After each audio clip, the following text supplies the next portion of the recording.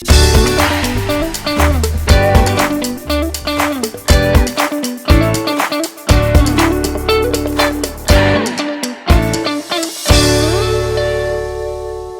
15.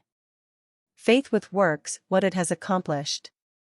It is said of Tyson, the great Australian millionaire, that the suggestion to make the desert land of Australia blossom as the rose came to him from a modest little Australian violet while he was working as a bushman for something like 3 shillings a day. He used to find these friendly little violets growing in certain places in the woods, and something in the flower touched something akin to itself in the mind of Tyson, and he would sit on the side of his bunk at night and wonder how flowers and vegetable life could be given an opportunity to express itself in the desert land of Australia. No doubt he realized that it would take a long time to save enough money to put irrigating ditches in the desert lands, but his thought and feeling were sure it could be accomplished, and if it could be done, he could do it. If there was a power within himself that was able to capture the idea, then there must be a responsive power within the idea itself that could bring itself into a practical physical manifestation. He resolutely put aside all questions as to the specific ways and means which would be employed in bringing his desire into physical manifestation, and simply kept his thought centered upon the idea of making fences and seeing flowers and grass where none existed.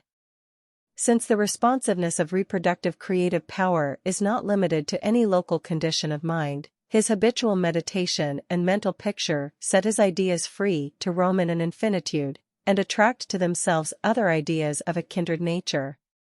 Therefore, it was not necessary for Tyson to wait and see his ideas and desires fulfilled, until he had saved from his 3 shillings a day enough money to irrigate the land, for his ideas found other ideas in the financial world which were attuned in sympathy with themselves, and doors of finance were quickly opened.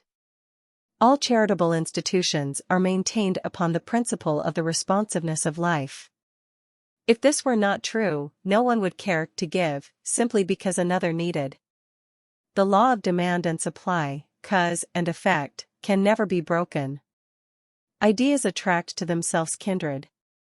Sometimes they come from a flower, a book, or out of the invisible.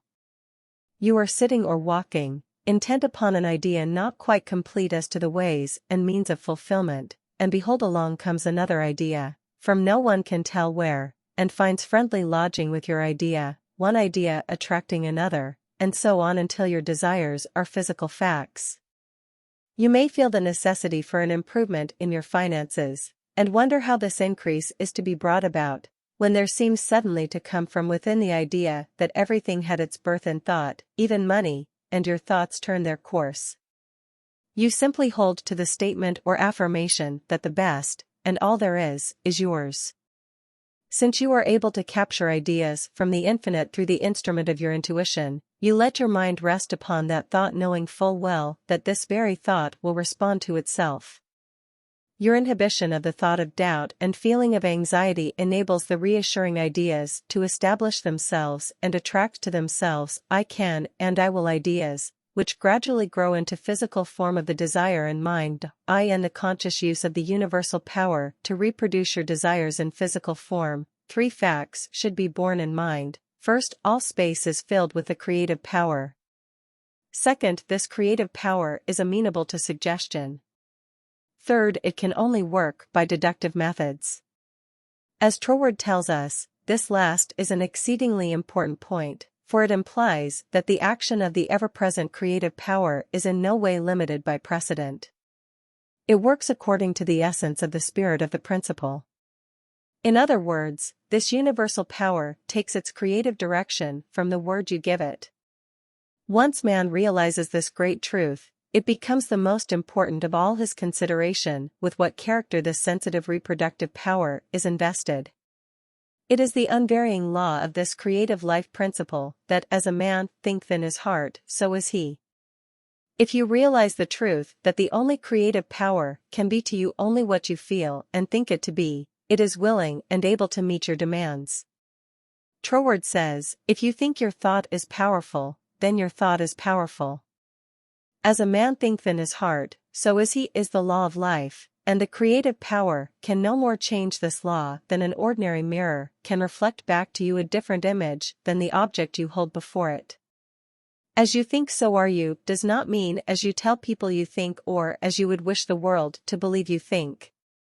It means your innermost thoughts, that place where no one but you knows. None can know the Father save the Son, and no one can know the Son but the Father. Only the reproductive creative spirit of life knows what you think until your thoughts become physical facts and manifest themselves in your body, your brain, or your affairs. Then everyone with whom you come into contact may know, because the Father, the intelligent creative energy which heareth in secret, hears your most secret thoughts, rewards you openly, reproduces your thoughts in physical form. As you think you know, that is what you become should be kept in the background of your mind constantly. This is watching and praying without ceasing, and when you are not feeling. Thank you for listening.